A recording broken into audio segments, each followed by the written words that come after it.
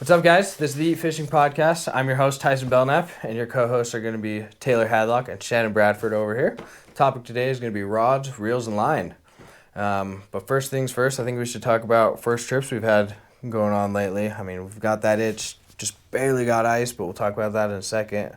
Shannon, you go first. Me? You got the best trip. Okay, so a few days ago, I went. Well, it's always been a goal of mine to go up to Bear Lake and catch some lake trout. So it was what, October 31st? Yesterday was 31st. That was Halloween. October 30th. So October 30th, I went up to 29th.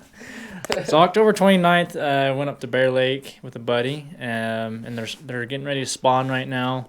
So they're up really shallow up in the rocks. So we went and found some rocks and caught a few lake trout. So the biggest one was 28 inches. So good size. It wasn't a monster, but Solid though. yeah, solid. From shore? Yeah. That's good. Yeah, solid lake trout from shore. So it was a lot of fun. It was cold. It was, when we first got there, it was -2 degrees. So yeah, I had my ice bibs and coat on and everything, rocking those. But yeah, definitely cold. It warmed up to about 25 by the time we left. Okay. So yeah, it was cold. It was good though. No, that sounds awesome. I mean, at least you guys caught something. That makes that drive up to Bear Lake a lot more worth it than going up there, standing in the cold, and driving home in silence. It's sometimes how those trips go. But yeah, it's like a 3-hour drive. So I'm lived in Provo, and yeah, long trip. So there you go. What was the highlight of the trip? Highlight of the trip. The highlight / not highlight of the trip. Well, as soon as we got there, it only took like 5 casts for me to hook up. Oh dang! So I was like, oh, it's gonna be a good day. So yeah, no, they were super active. They were swallowing. I was using a 7-inch swim bait, chartreuse swim bait. So they were choking it down. I had a trailer hook on it to start out with, but I took it off because they were swallowing the whole thing. So Sweet. no, it was awesome. It was cool. Super aggressive fish. So Sweet, yeah, cool. Taylor, have you had any recent trips there? Yep, good old Deer Creek again. There you go.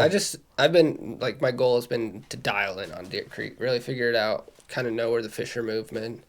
It's kind of rougher times. I hit the full moon Deer Creek, and we caught a couple fish, but nothing of size, and we were marking tons of fish again, but nothing was really biting that day. So, and then hit it a few days before it, and it was pretty windy, and we were just on my little raft, so we kind of had to go fish the cove there, the Wallsburg Cove, and we were hunting and barely found any. Jay caught a little, it was probably like 3 inches walleye. It was puny. And then he caught a decent, probably 16-inch? yeah, it was about 15 or 16 when we measured it. Yeah. So it wasn't bad. It was a good eater. So Shannon kept that bad boy. Yeah, it was yummy. There you go. How'd you cook that up, Shannon? You blackened it. So blackened walleye. Oh, blackened walleye. Cajun, put some Cajun seasoning on it and just blackened it. So really good. With some rice, of course. Shannon knows how to cook some stuff. We had a crawfish boil over at his house a couple months ago, and he makes some good stuff there. So I'm imagine that blackened walleye was almost near some Gordon Ramsay gourmet chef stuff there. But awesome. I didn't go out. I mean, I went to Vegas instead, and I'm just ready. I'm ready to go, guys. It's getting so close. We had a lake finally freeze, and it looks like somebody went out there and had some success this weekend. Or this past weekend there, and I know Shannon's planning on going tomorrow. Is that right? That's right. Yeah, I'm gonna go tomorrow. Trying to find some ice up in the Uintas, so we'll see. Hopefully, it don't fall through. What's your plan, Taylor? You planning on going this weekend? Yeah, if I can avoid the people. So hoping to get up there bright and early. I like to get there like even before sunrise. I like to be the first on the ice, even when there's first ice. So, yeah, my goal is I'll get on some ice this weekend, whether it be one of the specific lakes that I like to hit in early ice, or whether it be just one of the little guys off the road there. So, okay. Yeah, up there in the Uintas, there's a bunch of little lakes that you can find that are free. So, I mean, you'll catch dink trout, but hey, dink trout through the ice in early November. It's a little fix. It's a little fix for you until tell you it's great. the real thing there. They're pretty too. Yeah. Oh yeah. Pretty fish up there. So I want to catch a grayling up there. We haven't caught one through the ice yet. So we'll have to hit, I can't remember what the lake's called. I know where it's at. We pass it. So, but it freezes like a couple weeks later. So Okay. Cool. Yeah, I'm planning on getting out there too. You guys are the reason we're fishing buddies there is because you're some of the few people that say, "Okay, we're leaving at 5:30." Okay, 5:30, that's late. Boy, you gotta leave at like 3:30. Depends where you're going. Depends where you're going. Okay. Yeah, early ice though. You go early. If you're leaving at 5:30 during a snowstorm, nobody else is gonna be there. That's true. But that's one of my biggest pet peeves is when you say, "Hey, I'm ready to go. We'll be here at whatever time you're at my house," and then people are 30, 40 minutes late. bugs me, man. Oh my Oh, I gosh. slept in. Like, oh, you're not a real fisherman. Yeah, I'm leaving you then. My first year, I was nice enough to wait. Halfway through my second year, I finally said, "You know what? I'll tell you the time, give you 15 minutes, and then I'm gone." Yeah, for real. But it's time for that. Time for that ice fishing. If we're leaving at 3, it sounds like on Saturday. I don't know. I need to see how far it is to drive. I forgot how far of a drive it is. Oh, that's a fast backtrack. I think probably around 4:30 though. Okay, So okay. that's what I'm thinking. So No, those nothing like those nice early morning drives getting out there. yeah. So, do you have anything rigged up? I know me and Shannon have kind of been planning ahead, getting probably rigged up in September for ice fishing. I know I was getting ready. What are you rigging up for, and how are you rigging up for getting out So there? specifically for fishing Uintas, you don't need huge rods. So lights, medium lights, your typical, or even ultra lights, like do perfectly fine. So smaller rods and then super small jigs is what I'll be putting on. So I still have all my open water rods and reels set up. So, and I like to use my reels for both open water and winter. So what I'll do is I'll pull those off and put them on my ice fishing rods, and I'll be ready to go. So Sweet. Do you have one of your light rods here that you'll be using? Any of you guys? Here, I'll go first. This is a rod I got last year. This is one that I love. It's a custom. It's Iron Range custom rods. Temptation Power. It's a 36-inch ultralight. It's pretty awesome. Let me show you. It's super bendy, that ultralight there. So it's mainly for panfish, but it can hold up like to a super nice walleye or super nice trout. Get that super sensitive bite. So this became like my almost all-around rod end of last season, just because it's got such a good backbone, but it has such a sensitive tip for the littlest of fish. Backbone there. Yeah, that backbone's stiff. Yeah. But super sensitive tip there. And where Super can you awesome. find these? This guy, he's online. So Iron Range Custom Rods. I found him through another guy, TJ Erickson, Guide Service. He was using them, and I really liked how he was catching panfish.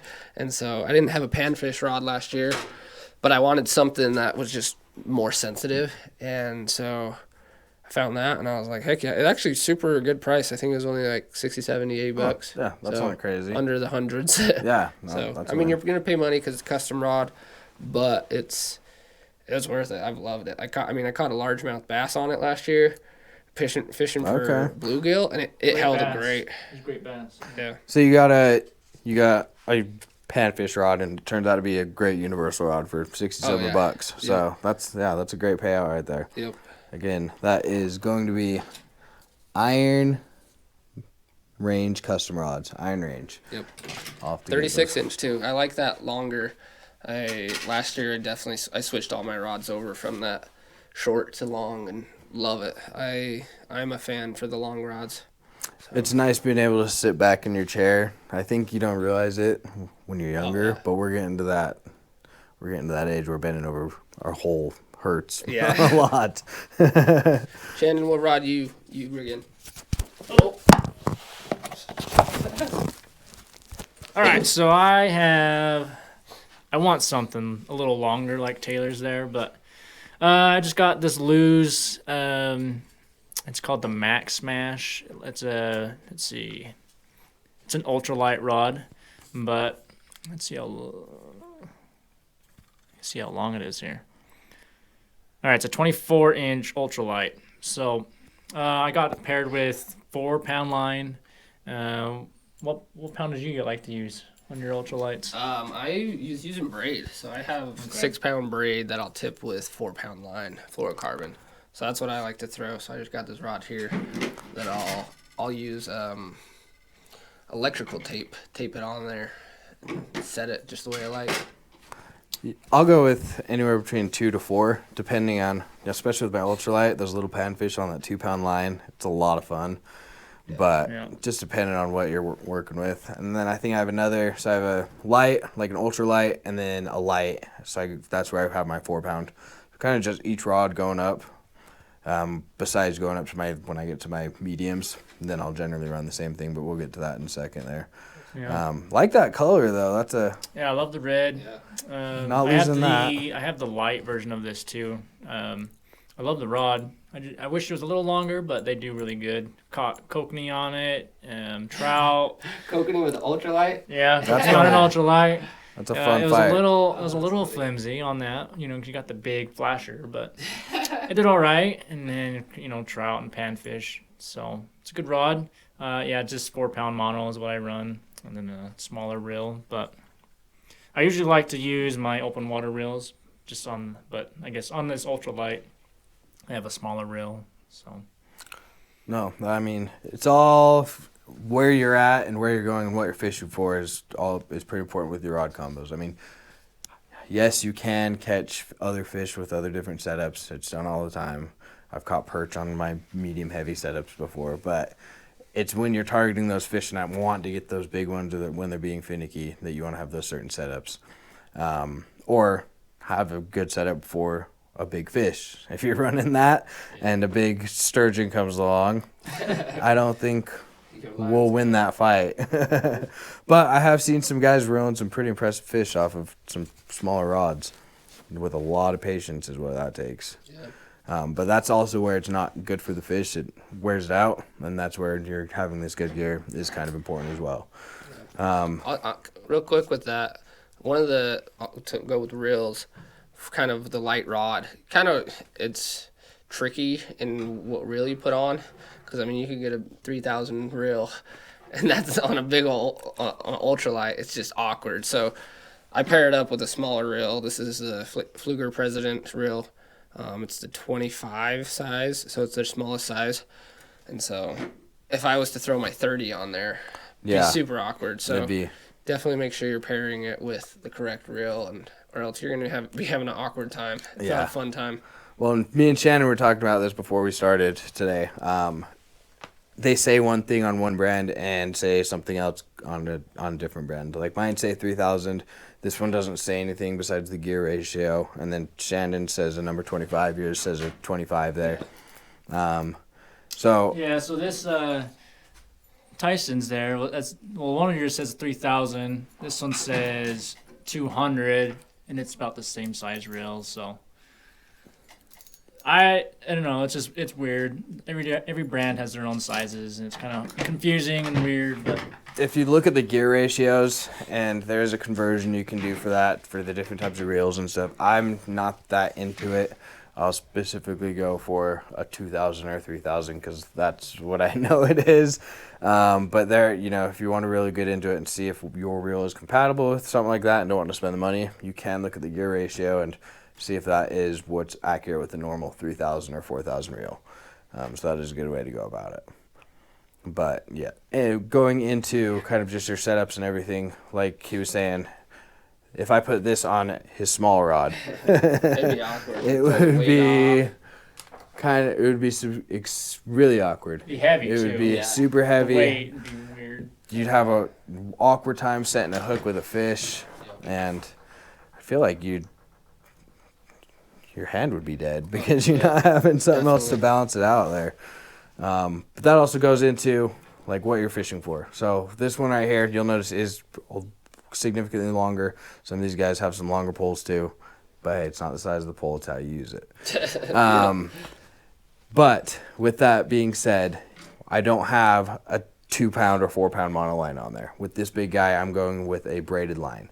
The braid I use for this, because I'm like we've talked in the previous episodes, I'm the guy that wants to go after Lakers. I'm running a 30-pound braid. Don't know the brand off the top of my head. We'll throw that in right here. Hardcore, it looks like. It's not. It's an Amazon brand. That's awkward. I know, but I like your thought process there. Thank you for thinking that. And then I'm running a 20-pound leader right here. Different people go with different leaders. I know some guys that run a 20-yard leader. I only did probably 2-yard leader there. Kind of just depends what you're working with and where you're at. And if you're at a place where fish are finicky, extend your leader, see if that helps. Because those fish are sensitive to line during the end of the season there. You guys, when you guys are fishing for bigger fish, I mean, have you guys generally targeted or wanting to targeted Lakers there? Yeah. And when you have caught your Lakers, what have you guys been using? So I have 2 Laker rods. My biggest, let's see, it's the Mr. Big, Frostbite. Mr. Big, it says right there. Mr. Big Frostbite rod. It's 43-inch heavy graphite rod. So this thing it's beefy. It's a broomstick. And I have a medium heavy as well. This is just a Shakespeare. It's a cheaper rod, but yeah, 36-inch medium heavy. On these, I'll run 30-pound braid as well, same as Tyson. And then I'll run like a 10 to 20-foot fluorocarbon leader, like 25 or 20-pound fluorocarbon leader. So I use a little bit longer leader than Tyson does, but yeah, those are the rods I use for Lakers. Again, using a bigger size reel, something like this, like a 3000 size, or for the max smash, it's a 200 MHS 200. So yeah, it's a bigger reel. If you guys want to know the real reason I always forget to run a longer leader is because I used to use swivels all the time. Yeah. So I'm used to cutting my little swivel leader there and setting it aside. I'm like, oh no, I should have just left it attached to the reel. So it's one of those things that it's a convenience thing for having a longer leader for sure. I mean, you're not having to retie once you get down to a foot and you're like, oh, now I have to cut off, because that's a long ways away when you're using that long of a leader. Are there any other benefits you guys know to using longer leaders? I like using the longer because once I see the knot, like I use an FG knot to connect the fluorocarbon to the braid. Lots of different tutorials on YouTube and stuff if you want to learn how to tie the FG knot. But it slides through the guides. Yeah, it slides through the guides really well. I like it because you can see the knot. There's an example right there. I don't know Yeah. if that camera will focus in there. And then I've got my reel right there, and there's my leader. So it slips right through. Yeah, slips through good. I like knowing, once you hit, if I know it's 20 feet, then once that leader comes through the hole, I'm like, oh, okay, fish is 20 feet down, I kind of know exactly how far down it is. So I can start preparing for it. But I typically only do like 5 feet. I've been fine with it. Like, it's far enough apart that it doesn't give a big enough distraction. Because typically I'm not jigging 10 feet. Yeah. So I'm thinking, my thought is like, typically is how much line or how much surface area am I jigging. So if I'm going 5 feet up with a jig, bouncing that much high, that gives 5 feet for the fish not to see it. Yeah. So that's how I do it, but I don't necessarily. There's no measure. right I way kinda to do do like it. An arm span, Yeah. which that's about 5 feet for me. So That's where I'm about at what too. I do. Yeah. So, There's no right way to do it as long as you're catching fish. As long as your knots are good as well. I mean, yeah, you gotta have good you knots. gotta have good knots. That's at the end of the day. There's no wrong way to do it as long as your knots are good. yeah, practice it. Yes. It takes a long time to figure out the FG knot, but once you get it, it's so helpful. I just switched over to that this year, just because I always hated reeling up my rod and the swivel being up at the top. And then if you've already switched your lure a couple times, then your leader's too short. Then you've got your jig hanging out, or you've got to just completely cut it off and everything. It's just a lot more convenient this way. I can already see the benefits. Yeah. Back to my rod. I use a medium heavy. It's the Frostbite Deadbolt. So just a size smaller than Shandon's. It's a 39-inch, so works pretty good. Same thing. It's got that super tough backbone. I mean, once you're getting into the medium heavies, extra heavies, you're going to have a strong backbone. So I haven't gotten into any massive fish. So that's why I haven't gotten a bigger rod yet. So, but once I start really figuring out the Lakers, I definitely want to get a heavier rod. So, And the pike. Yeah, pike, And the muskie. pike. Yeah, Obviously. about those. Yeah, we'll get those someday. So I think it would handle. I pair it with a 3,000 presidential reel, and then do 20-pound fluorocarbon with a 15-pound, or no, not 30-pound, 20-pound braid tipped with 15-pound fluorocarbon. Okay. So that's what I'll typically do. So this one here I got, great budget reel option. It's a Centron 3000. It's by Cast King there on Amazon. It was only like $27 for a 3000 reel, which most of them that you're looking at on the low range of things are like $47, $50. So I was pretty stoked to find that there. And then I've got this paired with a Shakespeare Wild Series, and on that one it is going to be a 36 medium heavy on that.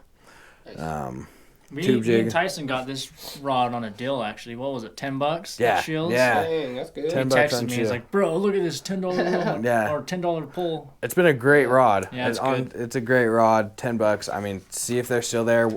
Wild Series, you might be able to find something like that, and it's a great rod. Yeah. That's solid. Yeah, great ride. So I caught a few Lakers on that at Flaming Gorge last year. Yeah.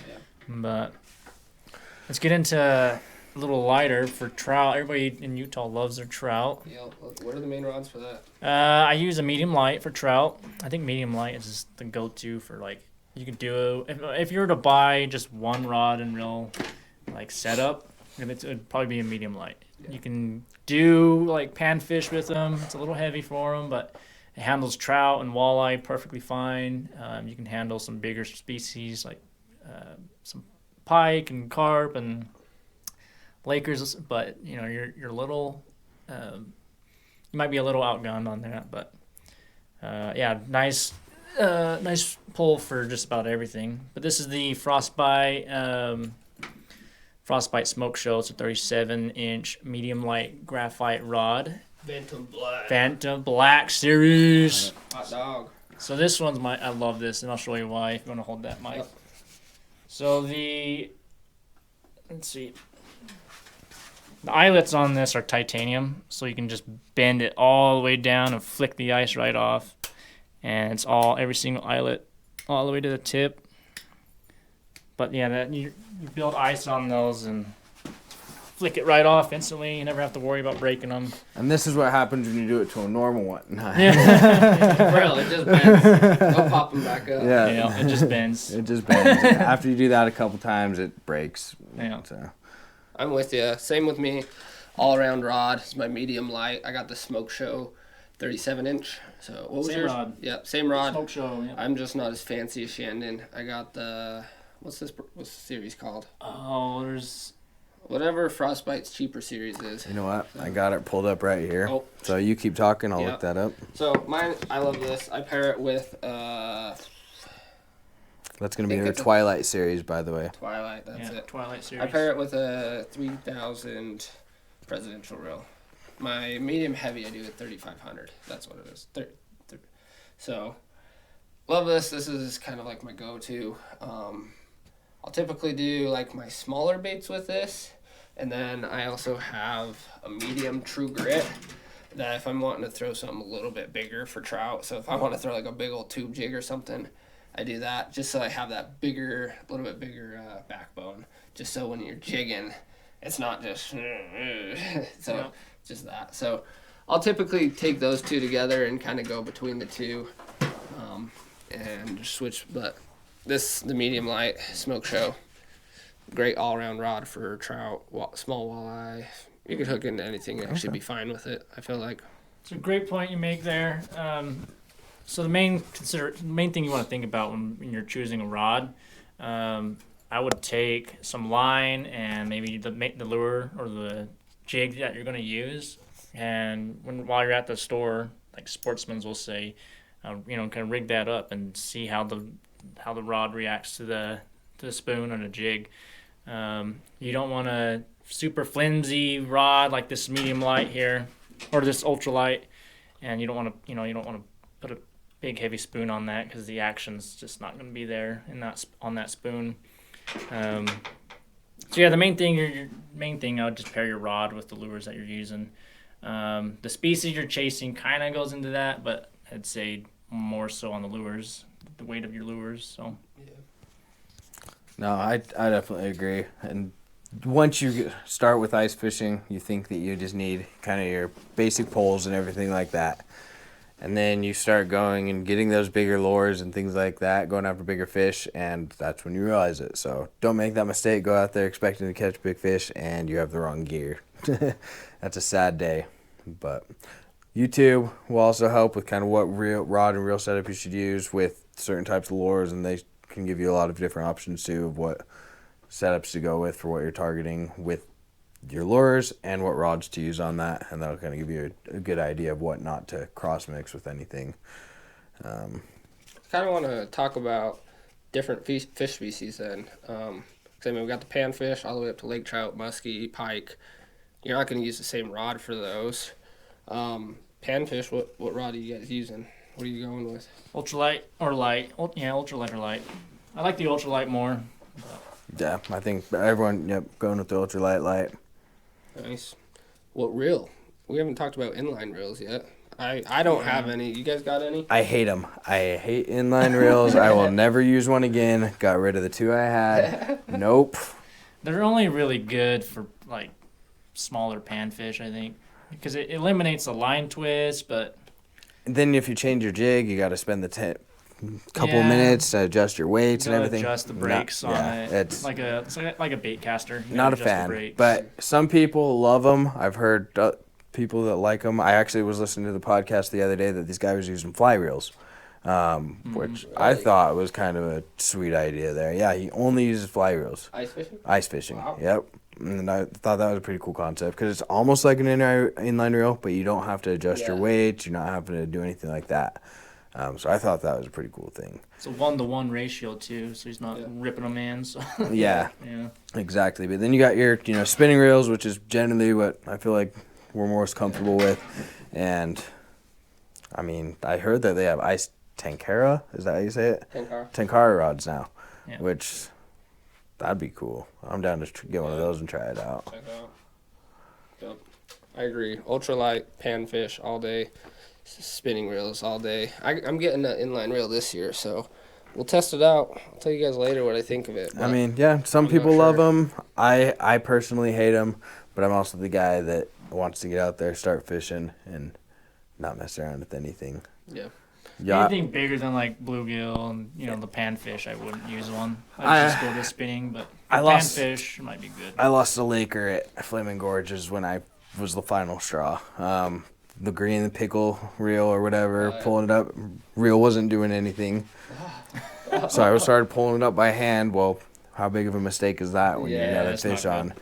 And got it off, and you should have, half the gorge heard me, I'm sure. Yeah. So let's go trout next. Rods for trout. We just talked medium about light. I mean, yeah. Or you could even go light with some trout if you're just going for your little stock trout. Those are fun to catch on a light rod. Yeah. If you want to be safe and make sure you're catching the fish, definitely go with a medium light, medium. Personally, I have a medium. It's an otter rod. I can't remember which one it is, but I have a 2500 reel on that. It's a 32-inch on there, so not quite as long, but it's great all-around reel with catching those fish. Do you guys really upgrade your reels or anything like that? I know you said that you did a 33,000 on. I kind of just depends on reel size. I mean the rod size. So just kind of smaller rod, smaller reel size, bigger rod, bigger so like reel probably size. a 1 to 2,000 then for about that medium size. Yeah, that's okay. what I would throw. And then I like to rig. I like all my rods with braid. It's just less tangle. That's what I came. Even with my ultralights, I still like having that super thin braid on. Not only that, but you're not going to have to worry about it cutting on the ice on your hole. Yeah. That's why it's scary with the leader when the fish is right there, because you're like, oh. Yeah. But new secret I saw with that, if you guys want to get a fish away from your hole, you can use the back of your scoop or a hockey stick with a rivet cut into it and kind of push it away there. That's smart. Just away from the edge of the ice. Yep. Yeah. On those medium for the trout, I'm using like a 10-pound braid, and then a 6-pound fluorocarbon leader. I think 6 pounds perfect for that mid-sized fish like trout and walleye and things like that. So, I've heard some guys using 4-pound with trout yeah. being fine, but I just like that little bit more safety. I heard a guy using 2 for almost everything. Yeah, he's like, I used 2 all season. I'm like, I don't like it. No. If I can catch them fine on 6 pound, I'm not going down. Exactly. Yeah. Well, I range anywhere between that 8 to 10 with my trout rods. People say it's a little excessive, but I really haven't noticed that much of a difference. I've still had success with it.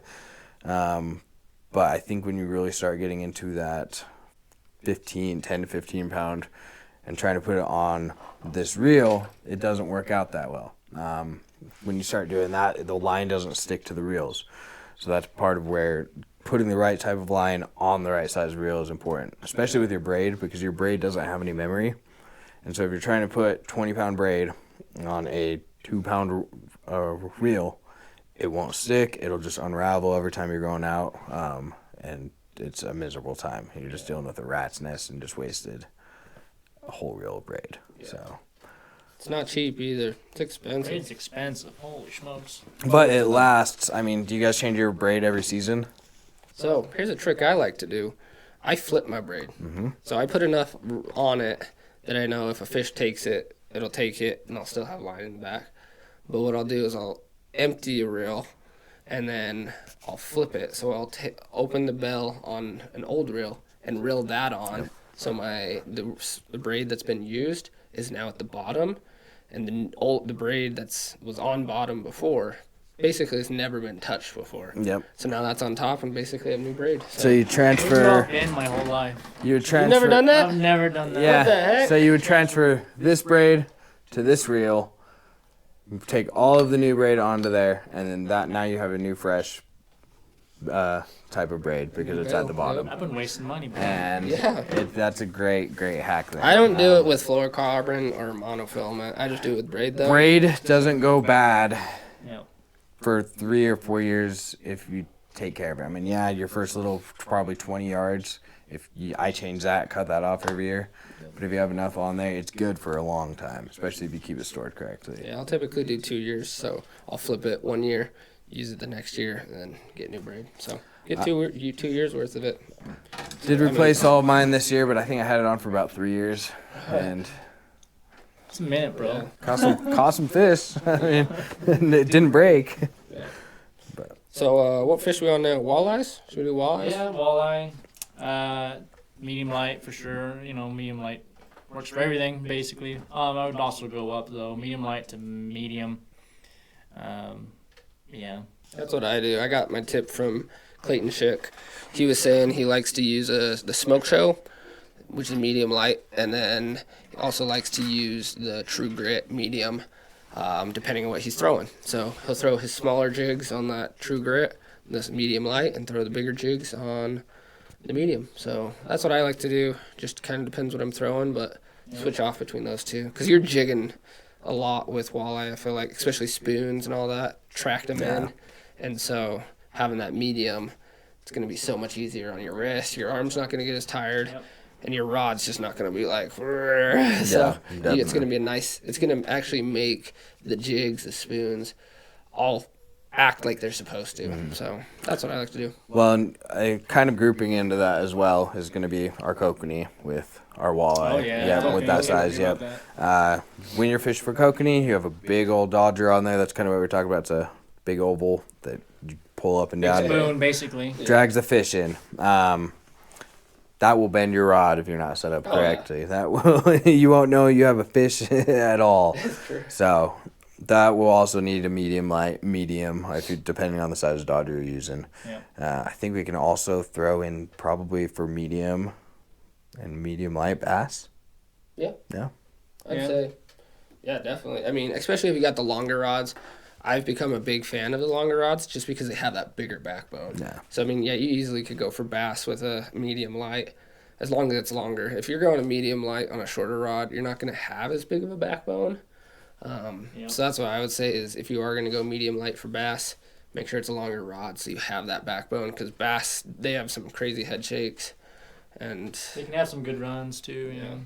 So that's what I would suggest. Cool. Pike. Probably need to go up to a medium heavy and maybe even a heavy for those guys. Yeah. So I use a finicky fooler, which is a tip up used for, well, it uses your rod as a tip up. It's kind of like the iFish Pro. So yeah, just hold your rod there, and then you open the bail on your reel there. Yeah, I'm using a medium heavy rod for that. So same thing with tiger, muskie, either using tip ups or my medium heavy rods. Lake trout, obviously, we talked a little bit about them. Carp, been trying to get a carp through the ice for like 2 years. As much as we hate them, we love them. Yeah, as much as we hate them, we love. Especially if I don't know, for ice, it'd be so cool to just pull up a big giant carp. Definitely, yeah.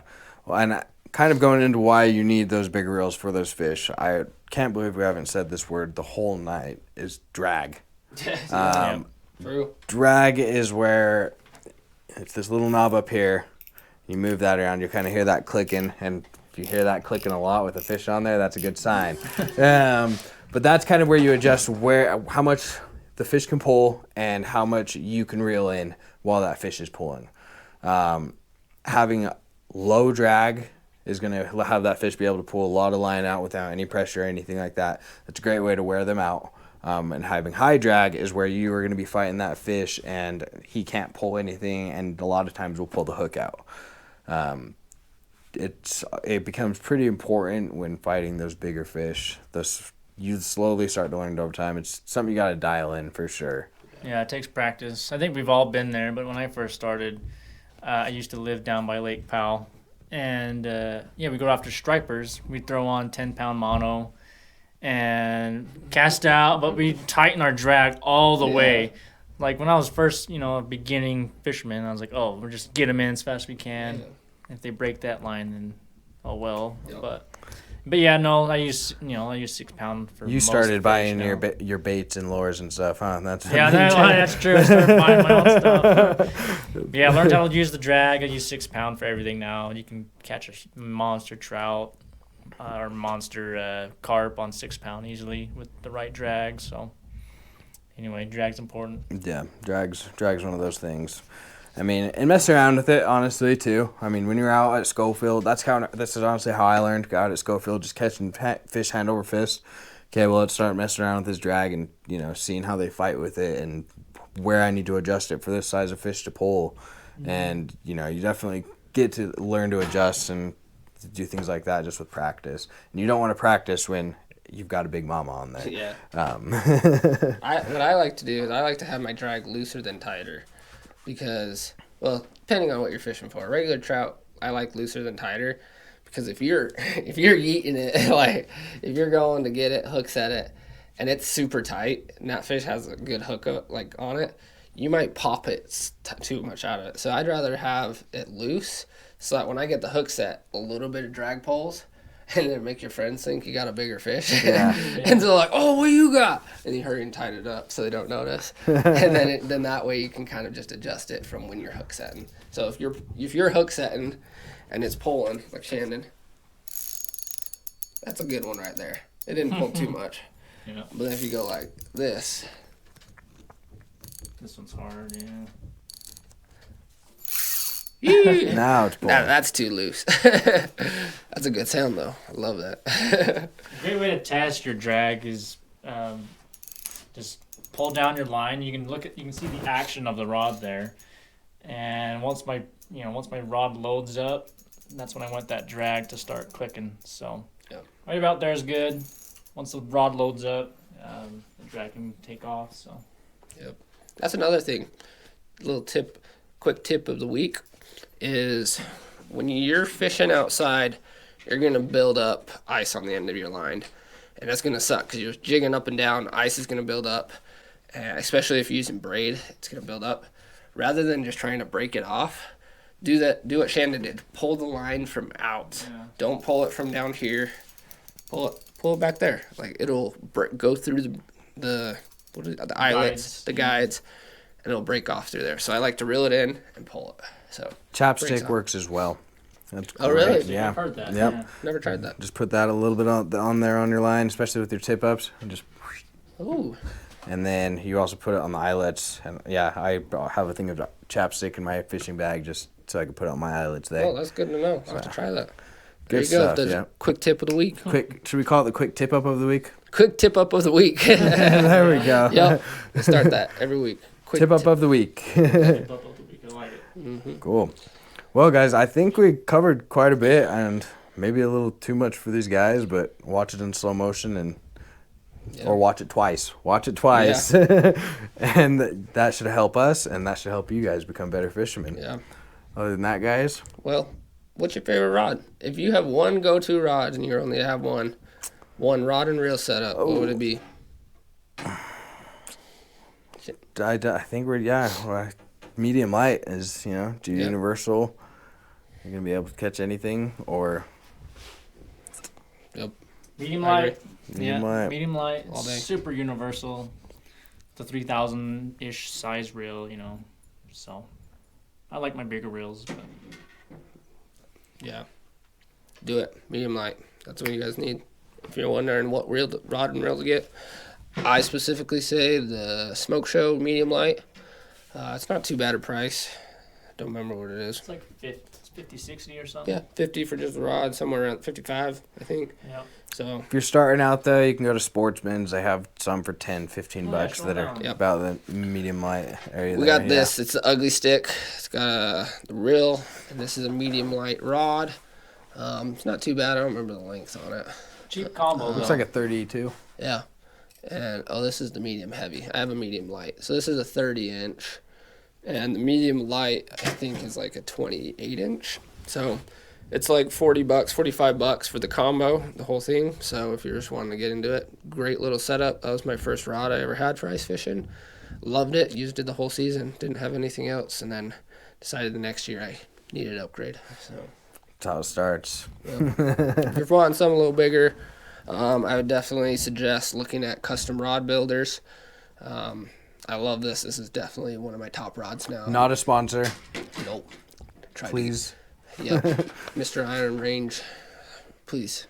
Please. That's my go-to, I'd say. This will be my top rod this year. So I'll beat my frostbite rods, I'd say. Yeah. Well, you guys got anything else? I think we I think that's drowned them with information. it. Yeah. Yeah. Comment down below what your favorite rod and reel setup is. If you like inline reels, if you like spinning reels, we want to hear you. What type of line you use, all of that shebang, And guys, if you give us a share, give us a like, give us a follow, give us some listens, show your friends. If we get up to, I'm gonna shoot low this week. If we get up to 15 subscribers this week, I will go ahead and give away a rod and reel combo. That's on what? YouTube? On YouTube. On YouTube. Yep, let's get it on YouTube. All right. So if you're watching this on Spotify, go to our YouTube channel as well, Yeet Fishing Podcast. Subscribe to that. Leave a comment. We'll pick somebody out of the comments there, and we'll pick it from there. So.